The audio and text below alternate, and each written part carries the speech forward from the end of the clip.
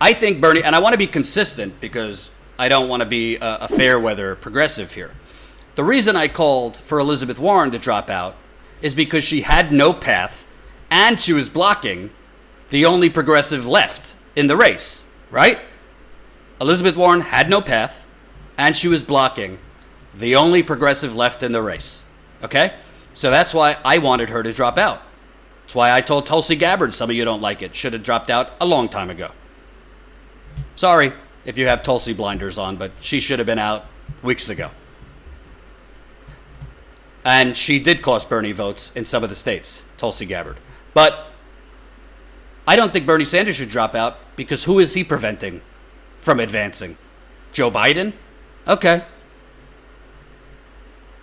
If Bernie Sanders staying in is preventing Joe Biden from taking a much needed 3.5-month nap before the convention, getting his cognitive functioning somewhat together, if that's what Bernie Sanders staying in is preventing Joe Biden from doing, too bad.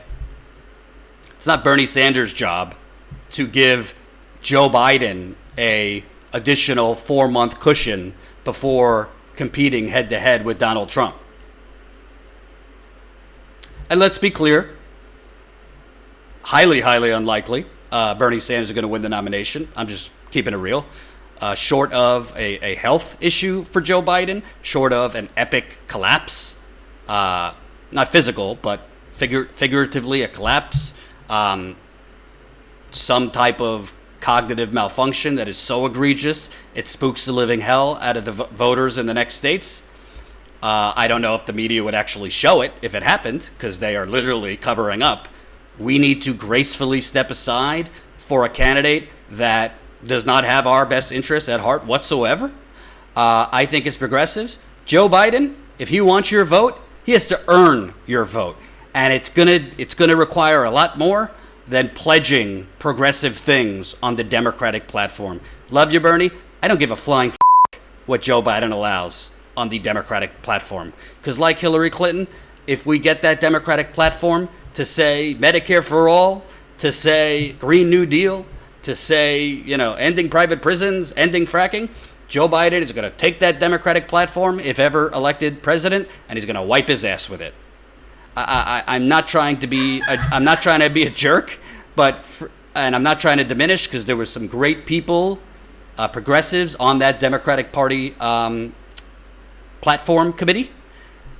Your political enemy will say whatever they have to say to get what they want. And what they want is you out of the way.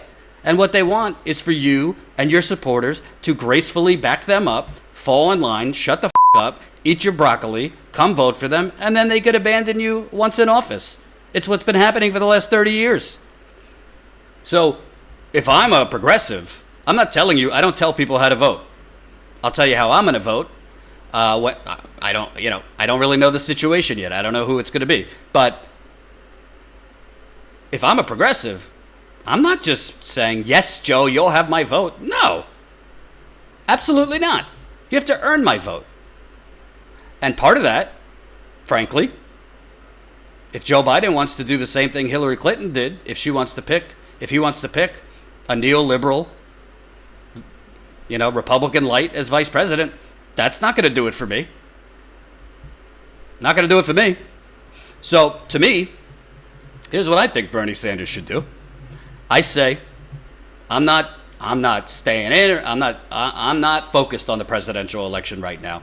My campaign remains the same. Our organizers are going to be doing what they've been doing, which is communicating with the American people. We are going to keep communicating. My campaign will keep communicating on the urgent need for Medicare for all, ending Green New Deal, all of these things. And I, as a United States Senator, will be leading the fight to make sure all Americans, well, not the billionaires, all Americans get the universal basic income they need, the direct cash payments they need, the paid sick leave they need, ending freezes on evictions, foreclosures, all of that. Bernie Sanders has actually a great opportunity as a United States Senator to take this leadership. Joe Biden ain't in the Senate. And again, I'm not going to lie to you. I don't think he's going to win the nomination, short of a disaster for Joe Biden. But Bernie Sanders, right now, as a presidential candidate, has the microphone and the camera to basically point out these things that we're doing right now shouldn't be temporary. These things that we're doing right now, and by the way, in one of the most pathetic state of affairs you will ever see, and it really says a lot about the corporate Democratic Party. Donald Trump is further left right now than Nancy Pelosi and the Democratic Party. President Trump just ordered the suspensions of all evictions and home loan foreclosures. The Democratic Party has not. And Donald Trump did a great job. He moved to Hillary Clinton's left on a lot of things. Of course, he didn't mean any of it. But right now, Donald Trump is going to be a progressive hero because he wants to get reelected. That's the truth. Whatever his motivation is, he's doing the right thing here. And oh, by the way, as Donald Trump is further to the left than the supposed Democratic Party, and by the way, I don't like Donald Trump. Not singing his praises, but credit where credit is due. This is the right policy.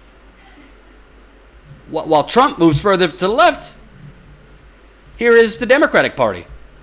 As Congress considers the next steps, the Speaker believes we should look at refundable tax credits, expanded UI, and direct payments, but they must be targeted. I don't even know what any of that means. Refundable tax credits?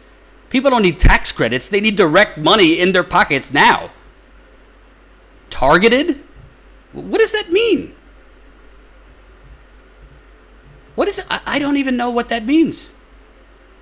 As Sharkabadi, used to be Ocasio-Cortez's chief of staff, tweeted out, no, timing matters more than precision right now. Every day that businesses don't get cash, more get laid off and more take out payday loans they can never repay. It spirals out of control. If there is Republican support to give cash, stop being the debt hawks blocking it. Couldn't have said it better myself. I mean, you're really in some weird, like, up is down, sideways is when Mitt Romney is further to the left than Kamala Harris. Kamala Harris is like, yeah, at least $500 to people, which will maybe pay for your emergency toilet paper order because they're probably going to price gouge things starting soon because this is the United Corporations of America, after all. And something that Bernie Sanders, I don't really think, explained that well in the debate. If we had a Medicare for all system, we would have enough tests because part of a universal healthcare system is breaking up the bureaucracy and the scam of the complicated, bureaucratic, for-profit healthcare system. And that by having the government as the main provider, not only do you dramatically increase research and development, the government's ability to research for drug breakthroughs rather than leaving it to private companies, but you have enough funding to prepare for a pandemic, to have enough testing, to take immediate drastic action where you don't have to rely. Trump is bringing these corporate CEOs out like strippers at the press conference a couple days ago. Come on down, Walgreens CEO. Come on down, Target CEO. Come on down, CVS CEO. Come on down, Quest Diagnostic. Instead of having to rely on for-profit vultures to, in a mad dash, beef up testing, the government could be prepared for that. I just want to make a point for the how will you pay for it boo birds out there. Stephanie Kelton, who is a major leader in the modern monetary theory movement, the modern monetary theory, MMT, that basically says the government prints the money, so debt and deficits aren't a real thing. They just print the money by moving decimals over digitally, and we have more than enough money to pay for all of it. We print money to keep us at perpetual war, print money for tax cuts. All of this. I've interviewed Steve Grumbine before. I've reached out to Stephanie Kelton for an interview before. Haven't been successful yet, but she responded to this. Lawmakers of the White House are putting aside any concerns about blowing up the deficit as they consider a $1 trillion stimulus package to boost the economy in response to the coronavirus. So as she pointed out, it took a virus to kill the deficit myth. So apparently, when Joe Biden says, how are we going to pay for it? And all these people saying, how are we going to pay for it? Well, apparently it's not, how are we going to pay for it? It's, what are we prioritizing? Yes, there's certain things you got to watch. You can't just spend endlessly. You got to make sure inflation doesn't get out of control.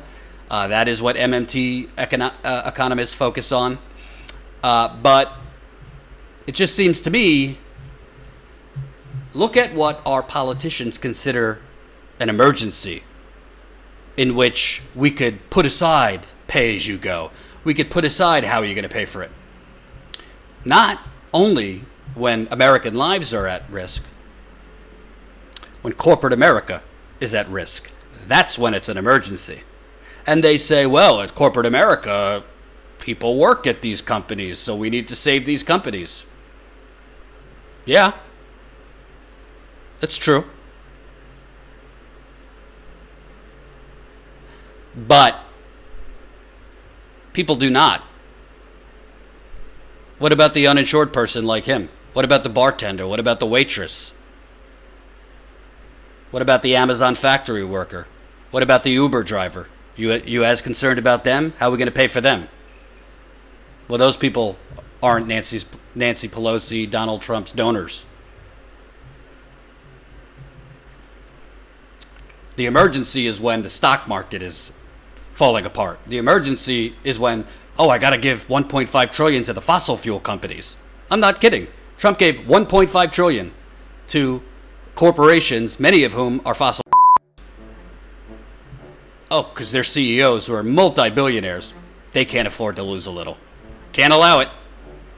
Hope you enjoyed that last video. Hop on over to statuscoup.com where you can sign up for our email list and become a member for as low as $5 to $10 a month. Membership is how we grow. That's statuscoup.com/join. And remember, join our email list so we can grow the revolution with you.